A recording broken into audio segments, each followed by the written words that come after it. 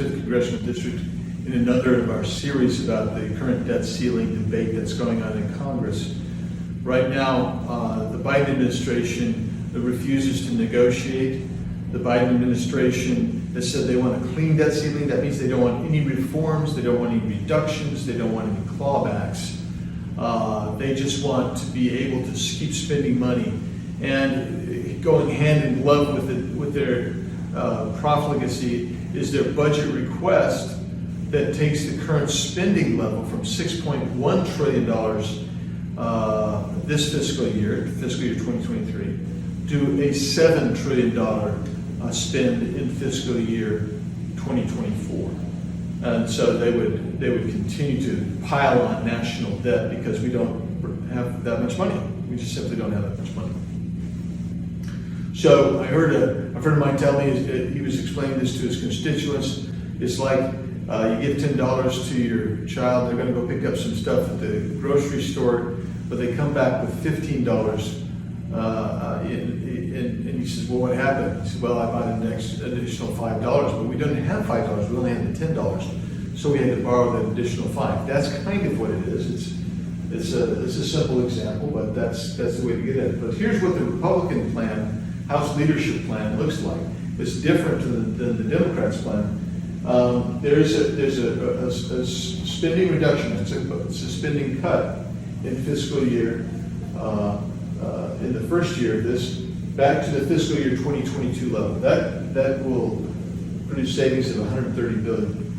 There are COVID rescissions. In other words, money that was allocated through the COVID plans, the spending plans, you get back $50 billion of that, claw back that.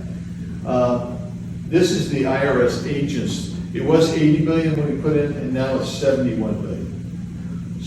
The unconstitutional student loan program of forgiveness or restructuring that the Biden administration put out, that's you get back. That's a savings of $465 billion.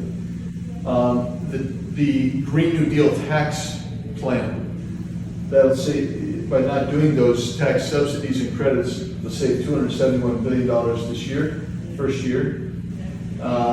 There's spending that goes with it, that's $25 billion. And then trying to impose work requirements on people who are receiving welfare benefits of some kind within a certain age. By modifying that just a bit, you can get $10 billion.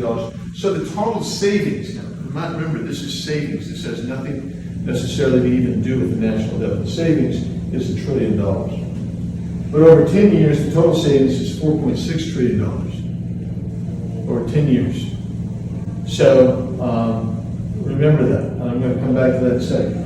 But the 2023 estimated outlay reduction, in other words, the reduction in need for borrowing, are subject to the debt limit increase. So the Democrats are asking for like $3.5 trillion for an 18-month extension of the Republican plan. Well, the House leadership plan calls for $1.5 trillion increase in the credit limit. And all of this stuff here only reduces that 1.5 by about $80 billion. That's a huge thing because you still are raising your debt significantly. So I wanted to show you this poster real quick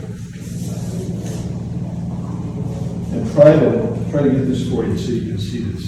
This is the February 2023 from the Congressional Budget Office. This is what they say. They say that the debt subject to the debt limit, the statutory debt limit, this is the key figure right here.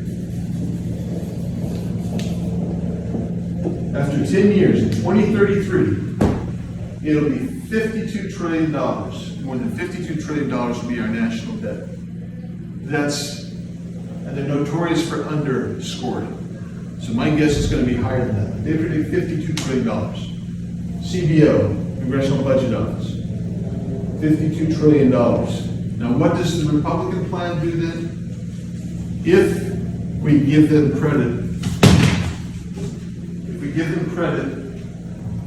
for saving $4.6 trillion over 10 years,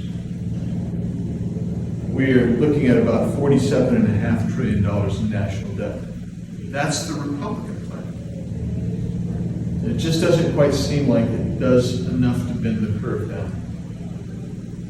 We've got to stop spending more than we bring in on a monthly basis. If we do that, we can start taking care of this and bend this trajectory down to make it actually meaningful. I'll keep you posted.